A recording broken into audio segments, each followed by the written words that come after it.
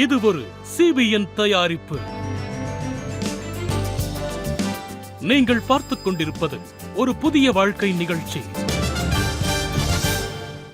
வணக்கம். ஒரு புதிய வாழ்க்கை நிகழ்ச்சிக்கு உங்களை அன்புடன் வரவேற்கிறோம். இந்த நிகழ்ச்சியின் மூலமாக உங்களை சந்திச்சதில் ரொம்பவே சந்தோஷப்படுறோம். இந்த மாதம் முழுவதும் அரவணைப்பு அப்படிங்கிற தலைப்பில் தொடர்ந்து தியானம் செஞ்சுக்கிட்டு இருக்கோம். அந்த வகையில் இன்னைக்கு நம்ம பார்க்க இருக்கக்கூடிய தலைப்பு, தேவன் நம்மை பொருத்தமானவர்களாக படைத்திருக்கிறார். அதை தான் பார்க்க போகிறோம். நீங்கள் மற்றவங்களோட உட்கார்ந்து பேசும்போது என்னைக்காவது உங்கள் மனசு ஒத்துப்போகாத மாதிரி உங்களுக்கு தோணியிருக்கா? அதாவது உங்களுடைய படிப்பு, உங்களுடைய அந்தஸ்து, உங்களுடைய சொத்து, இது எல்லாத்தையும் பார்த்து தான் சிலர் உங்ககிட்ட பேசுவாங்க. சில நேரம் நீங்கள் மற்றவங்க கூட பொருந்தி போகாத மாதிரி உங்களுக்குள்ள எப்போவாது நீங்கள் நினச்சிருக்கீங்களா?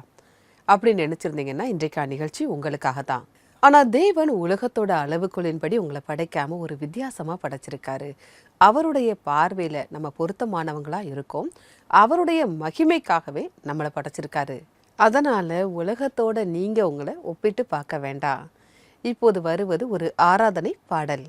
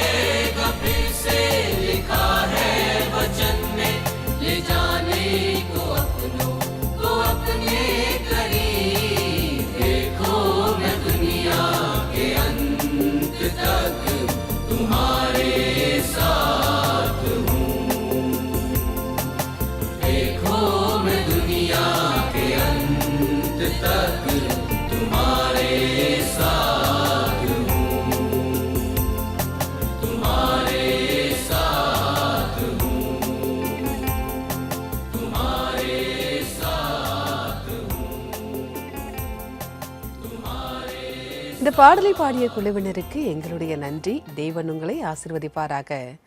நம்ம தனியா இல்லை, தேவன் நம்ம கூட இருக்காரு. அதுவும் உலகத்தின் முடிவு பரியந்தம் நான் உங்களுடனே இருக்கிறேன் அப்படின்னு தேவன் சொன்னதை இவங்க நமக்கு மறுபடியும் ஞாபகப்படுத்தி இருக்காங்க. நம்ம யாரு கூட இருந்தாலும் இல்லைனாலும், சூழ்நிலைகள் சரியா இருந்தாலும் இல்லைனாலும் தேவன் நம்ம கூட இருக்காரு. அவருடைய பெயர் இம்மானுவேல். அதற்கு தேவன் நம்மோடு இருக்கிறார் என்று அர்த்தம். தேவன் நம்மை பொருத்தமானவங்களா படைச்சிருக்காரு அப்படிங்கிற தலைப்பில் நம்ம பேசிக்கிட்டு இருக்கோம்.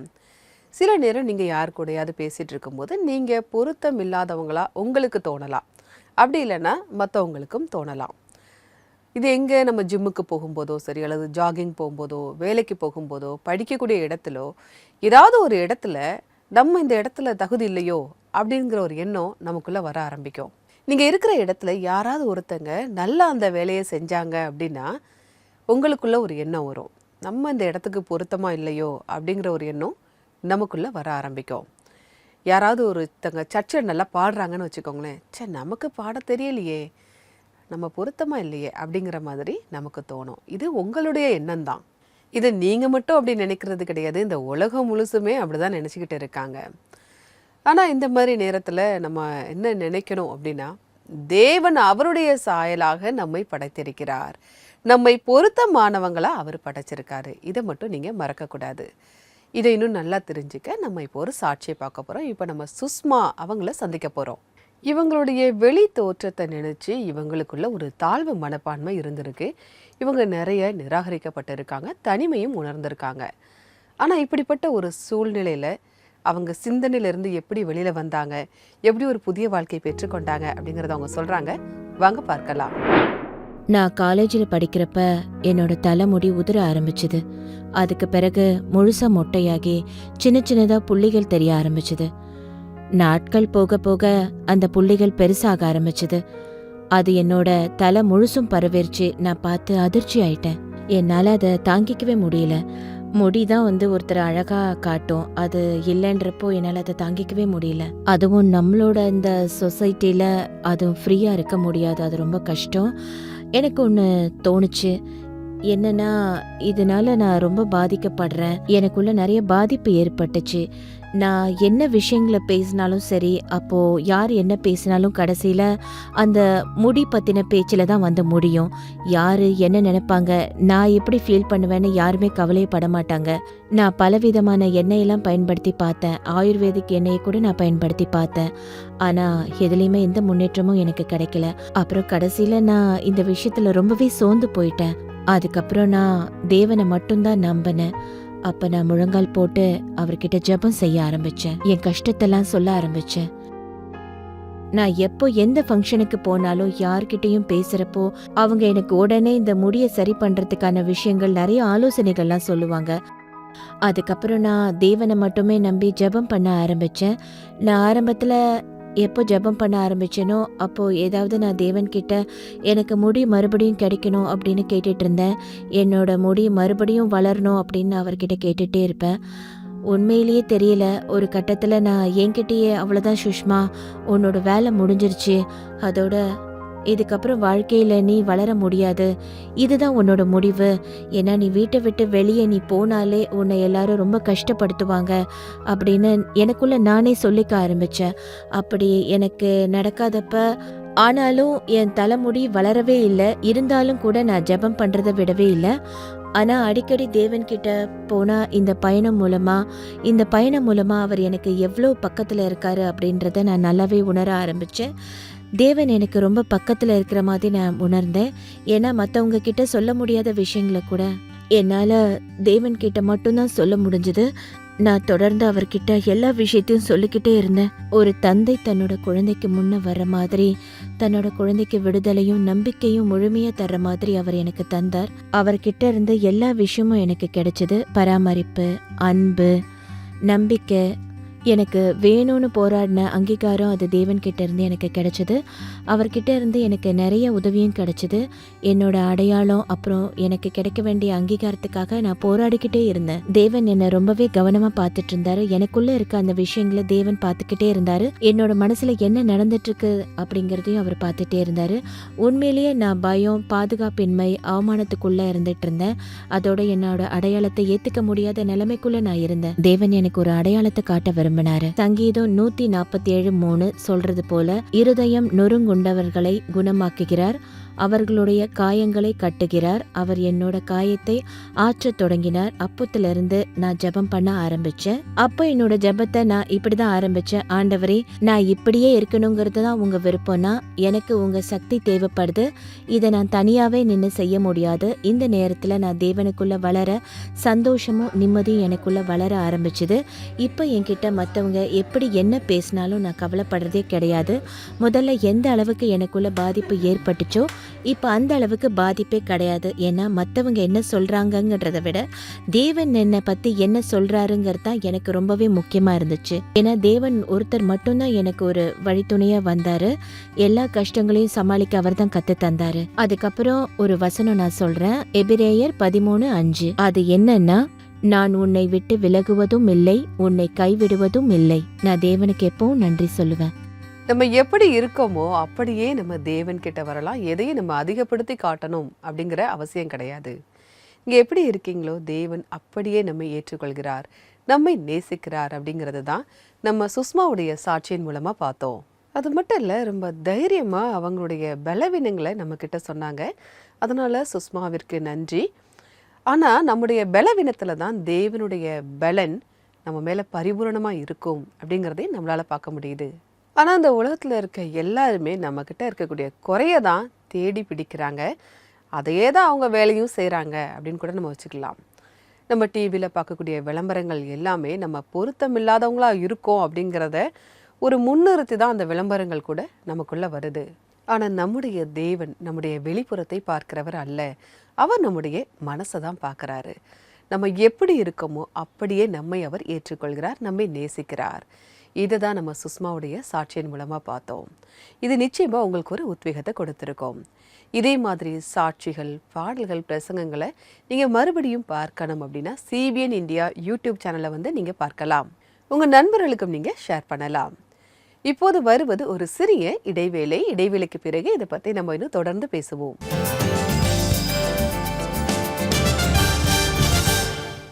பிள்ளைகளே, ஸ்கூல்லையும் காலேஜ்லயும் உங்களை மத்தவங்க அங்கீகரிக்க மாட்டேங்கிறாங்களா?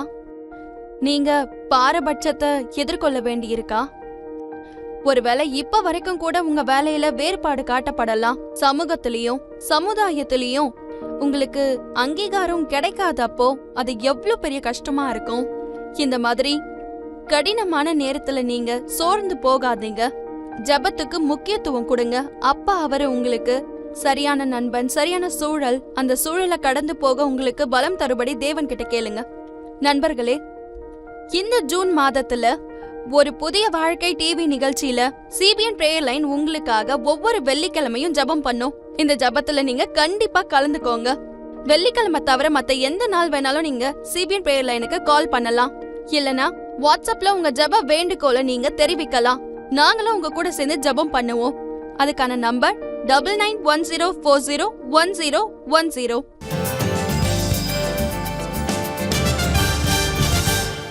வெல்கம் பேக் டு ஒரு புதிய வாழ்க்கை. தேவன் நம்மை பொருத்தமானவர்களாக படைத்திருக்கிறார் அப்படிங்கிறத பார்த்துக்கிட்டு இருக்கோம். ஒருவேளை நீங்கள் இருக்கிற இடத்துலையோ, வீட்லையோ, வெளியிலையோ, வேலை பார்க்கக்கூடிய இடத்துலையோ யாராவது சிலர் நீ எங்களை மாதிரி இல்லை அப்படின்னு சொல்லும்போது நம்ம பொருத்தமானவங்களா இல்லையோ அப்படிங்கிற ஒரு எண்ணம் உங்களுக்குள்ளே வர ஆரம்பிக்குது. சில நேரம் உங்ககிட்ட இருக்கக்கூடிய ஒரு தனித்துவமான சுபாவத்தால் கூட நீங்கள் ஒதுக்கப்படலாம், நிராகரிக்கப்படலாம். ஆனால் நம்முடைய தேவன் என்றைக்குமே நம்மளை ஒதுக்குகிறதே கிடையாது. அவர் எப்பவுமே நம்மை அரவணைத்து செல்கின்ற தேவனாக இருக்கிறார். உங்களை ஊக்கப்படுத்துறதுக்காக பைபிளிலிருந்து ஒரு வசனத்தை நான் வாசிக்கிறேன். யோபு 19ஆம் அதிகாரம் 26, 27 வசனங்கள். இந்த என் தோல் முதலானவை அழுகி போன பின்பு நான் என் மாம்சத்தில் இருந்து தேவனை பார்ப்பேன். அவரை நானே பார்ப்பேன். அந்நிய கண்கள் அல்ல, என் கண்களே அவரை காணும். இந்த வாஞ்சையால் உள்ளிந்திரியங்கள் எனக்குள் சோர்ந்து போகிறது. பைபிளில் யோபு அப்படின்னு ஒரு மனுஷன் இருந்தார். அவருடைய கஷ்டமான நேரத்தில் அவருக்கு எல்லாத்தையுமே அவர் இழந்துருவார். அப்போ அவருடைய மனைவி சொல்கிறாங்க, நீ உன்னுடைய உயிரையே விட்டுரு, அதாவது தேவனை தூஷித்து தேவனை திட்டிட்டு நீ உன்னோட உயிரையே விட்டுரு அப்படிங்கிற ஒரு வார்த்தையை அவங்க மனைவி சொல்லுவாங்க. அந்த நேரத்தில் கூட யோபு என்ன சொல்லுவார் தெரியுமா? கர்த்தர் கொடுத்தார், கர்த்தர் எடுத்தார். அந்த நேரத்தில் கூட அவர் தேவனை நோக்கி தான் பார்ப்பாரு, தேவனிடத்துல தான் அவர் பேசுகிறாரு. நீங்களுமே இப்படிப்பட்ட ஒரு நிலையில் இன்னைக்கு நீங்கள் இருக்கலாம். எல்லாருமே கைவிட்ட மாதிரி உங்களுக்கு தோணலாம். ஆனால் தேவன் நம்மை கைவிட மாட்டார். யாரு கைவிட்டாலும் நம்மை கைவிடாத தேவன் ஒருத்தர் நமக்கு இருக்காரு. எல்லாருமே நல்லா செய்கிறாங்க, நல்லா பேசுகிறாங்க, என்னால் அப்படி நல்லா எதையும் செய்ய முடியலை, நல்லா பேச முடியலை, நான் எதுக்குமே பொருத்தமானவனா இல்லை, எனக்கு மட்டும் ஏன் இப்படி நடக்குது அப்படின்னு கூட நீங்கள் நினச்சிக்கிட்டு இருக்கலாம். ஆனால் தேவன் தன்னுடைய சாயலில் உங்களை படைச்சிருக்காரு. தேவன் உங்களை நேசிக்கிறாரு. இந்த கஷ்டமான சூழ்நிலை எல்லாமே நீங்கள் இன்னும் தேவன்கிட்ட நெருங்கி வரணும், அவருடைய மகிமைக்காக கூட இருக்கலாம். இதை மட்டும் நீங்கள் என்றைக்குமே மறக்கக்கூடாது. நீங்கள் பொருத்தம் இல்லாதவங்களா இருந்தால் கூட தேவன் உங்களை பயன்படுத்துவார். அதற்கு ஜெபம் ரொம்ப அவசியம். ஒருவேளை உங்களுக்கு ஜெபிக்க தெரியல, ஜெப உதவி தேவை அப்படின்னா எங்களுடைய CBN ப்ரேயர் லைனுக்கு நீங்கள் கால் பண்ணலாம்.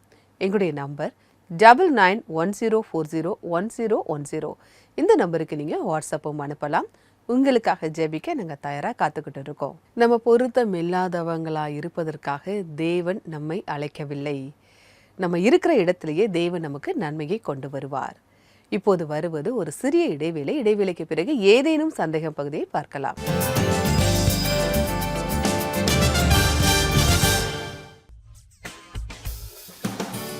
கவர்ந்தெழுக்கும் பைபிளை அடிப்படையாக கொண்ட சாகசங்கள் மூலமாக 2 டைம் டிராவல் செய்யும் குழந்தைகள் மற்றும் உங்களுடைய ரோபோட் நண்பன் மூலமாக காலத்தால் அழியாத அறநெறி மற்றும் வாழ்க்கை பாடத்தை சூப்பர் புக் மாணவர்களுக்கு கற்றுத் தருகிறது. முதல்ல என்னால பைபிள்ல இருந்து நல்லா புரிஞ்சுக்க முடியல, ஆனா அதுக்கப்புறம் நல்லா கத்துக்கிட்டேன். ஆமான் மொர்தேக்காய்க்கு செஞ்ச தூக்கு மரம் எவ்வளவு உயரம் இருந்ததுன்னு சொல்லுங்க. அவங்க செய்கிற செயலை பார்த்து எனக்கு உண்மையாகவே உத்வேகம் கிடைச்சது.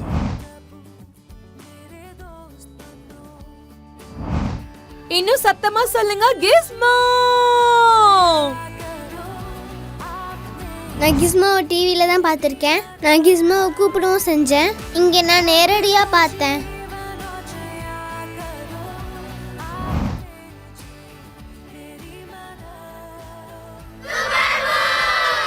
நீங்களே உங்க இடத்துல சூப்பர் புக் கேம்ப் அல்லது எந்த ஒரு குழந்தைகள் நிகழ்ச்சியை ஏற்பாடு செய்ய விரும்பினால் www.cbnindia.org இல் தொடர்பு கொள்ளுங்கள்.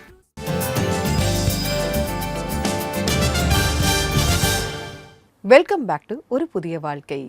தேவன் நம்மை பொருத்தமானவர்களாக படைத்திருக்கிறார் அப்படிங்கிறத பார்த்துக்கிட்டு இருக்கோம்.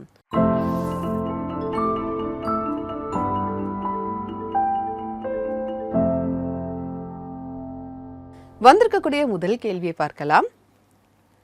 நான் சமீபத்தில்தான் கல்லூரியில் சேர்ந்தேன். நான் தேர்ந்தெடுத்த படிப்பு சரியான கல்விக்கான இடம் இல்லை என்று எனக்கு தெரிகின்றது. எனவே இப்பொழுது நான் என்ன செய்ய வேண்டும்? நல்ல ஒரு கேள்வியை கேட்டிருக்கீங்க. நாமும் கூட இப்படி தான் ஏதாவது ஒரு முடிவு செஞ்ச பிறகு இது சரியா தப்பா அப்படின்னு நம்ம யோசிக்கிறோம். ஒருவேளை இந்த நிகழ்ச்சியை பார்த்துட்ருக்க நீங்களுமே இதே மாதிரி யோசிச்சுட்டு இருக்கீங்க அப்படின்னா நீங்கள் எந்த இடத்துல இருக்கீங்களோ அப்படியே இருங்க.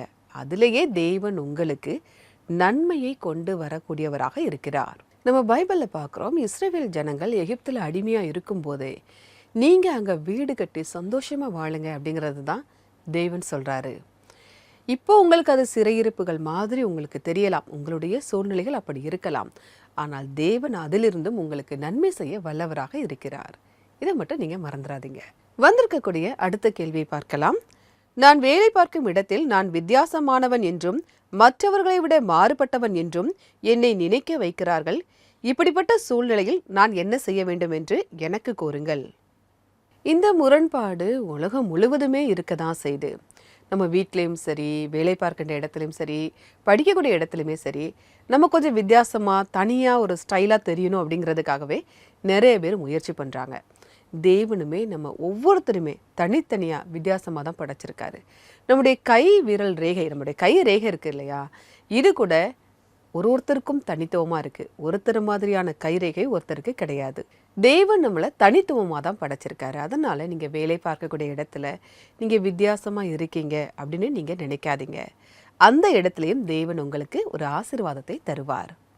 உங்கள் கேள்விகளுக்கான பதிலை நாங்கள் தந்துட்டோம். ஒருவேளை இந்த நிகழ்ச்சி பார்த்துட்டு இருக்க உங்ககிட்டயுமே இது போன்ற சந்தேகம் இருந்தால் எங்களுக்கு தெரியப்படுத்தலாம். அதை நீங்கள் எங்களுக்கு வாட்ஸ்அப்பில் அனுப்பலாம். எங்களுடைய நம்பர் 9910401010. அப்படி இல்லை அப்படின்னா CBN இந்தியா யூடியூப் சேனலில் இன்றைய எபிசோடின் கமெண்ட் செஷன்லையும் பதிவு பண்ணலாம். நம்ம எப்படிப்பட்ட கடினமான சூழ்நிலை இருந்தாலும் அதை மாற்றக்கூடிய வல்லமை ஜெபத்துக்கு இருக்கு.